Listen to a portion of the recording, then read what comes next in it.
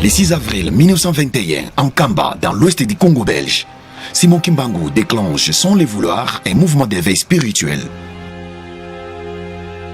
Les répercussions sont si profondes. 37 000 familles déportées. Le 3 octobre 1921, après un procès risible, Simon Kimbangu fut condamné à la peine de mort par le pouvoir colonial belge.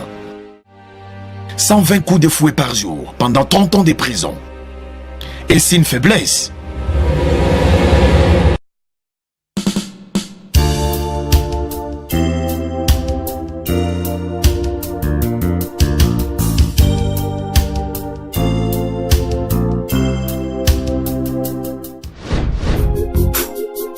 En 1918, Jésus-Christ prévient à Simon Kimbangu qu'il lui fallait débuter la mission qui lui a été destinée et qui consistait en répandre la bonne nouvelle du salut.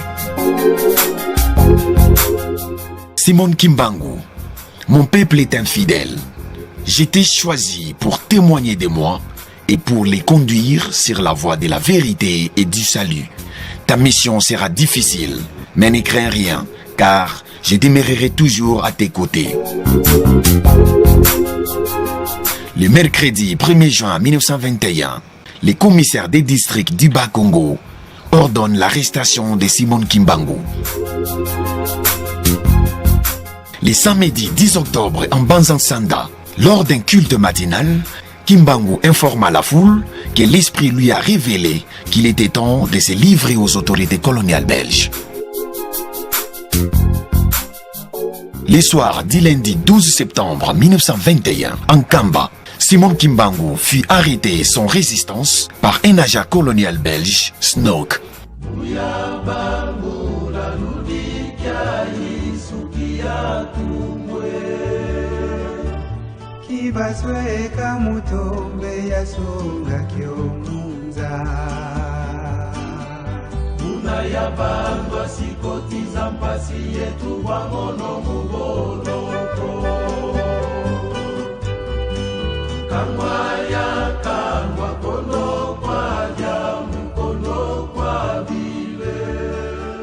Aujourd'hui encore, l'arrestation et la condamnation à la peine de mort de Simon Kimbangu par le pouvoir colonial belge suscitent des réactions.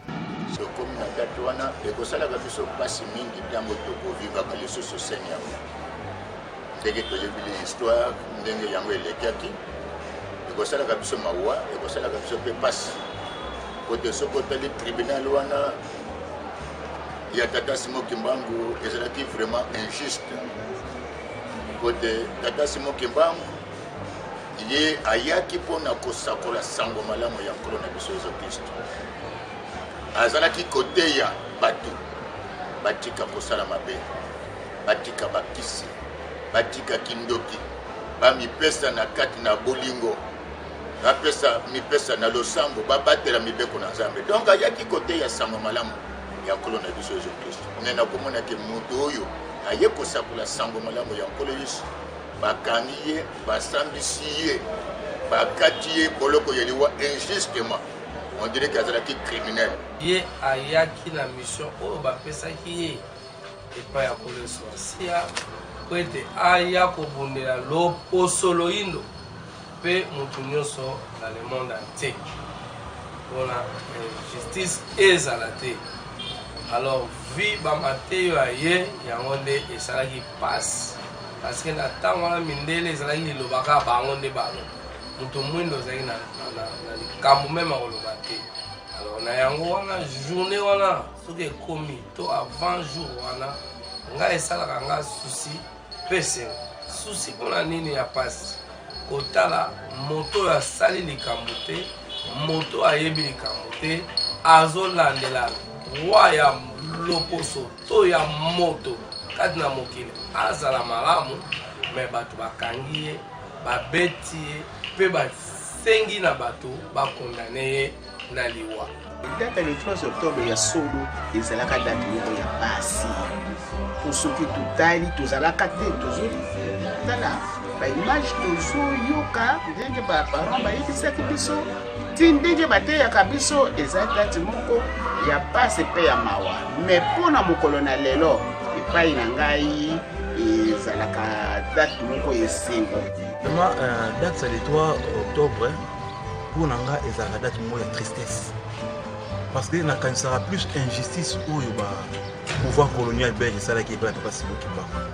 Donc ça me fait beaucoup de la tristesse parce qu'il y a eu injustice.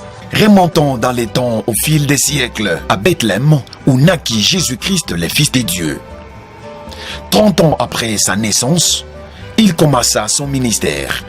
Prêcher, enseigner, guérir les malades. Mais le monde ne l'avait pas cru. Jésus-Christ fut persécuté par les Juifs et finit à la croix. Ce que tu as dit à Adam, colonne de Jésus-Christ, ndenge basalaki tata Simon Kimbangu, ndenge pe basalaki nkoloyis. Bambate nkoloyis.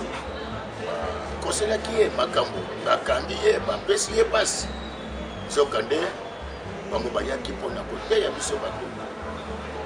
Tobongwana, totika mabe, tozonge epai na Nzambe.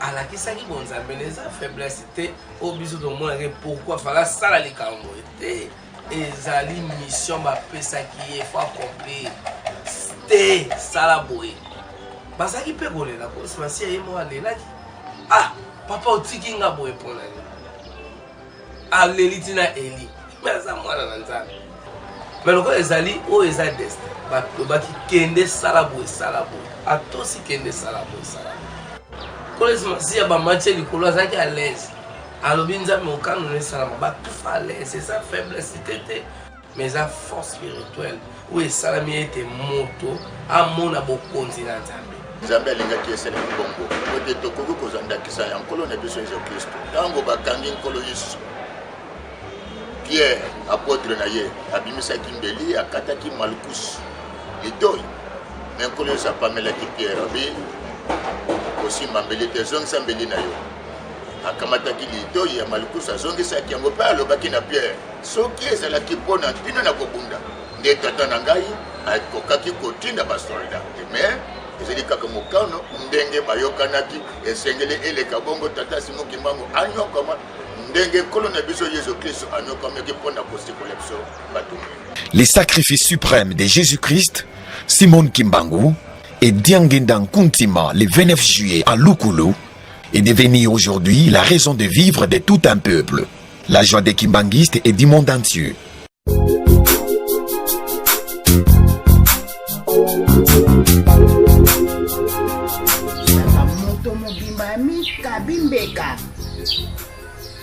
wanelakisaka ngate ya solo azali nzambe aye ndenge nkolo yesu ayaki mokolo wana nde yango wana papa molimo mosantu asombelaki ngai bomoi nazalaki moto te moto pamba moto mwindo likambo nyonso kitoko ekoya ifo sacrifice banzambe bakiti na kati na biso bamipesi mbeka mpona biso tososolaki likambo wana ezali ya monene sacrifice et puis obéissance pour que la parole s'accomplisse. Alingaki accomplir parole na ye. Yangwana asalaki obéissance wana po ete makambo ya nzambe na makomi ndenge bayokanaki ekokisa. Soki lelo tozali lelo bato. Tozotambola toza lese ezali pasi. Papa wana andimaki anyokwa. Po ete biso lelo tozala lese. Tolobaka pe nde tozali koloba. Yango ezalaka esene. Parce que ezali esengo epana biso.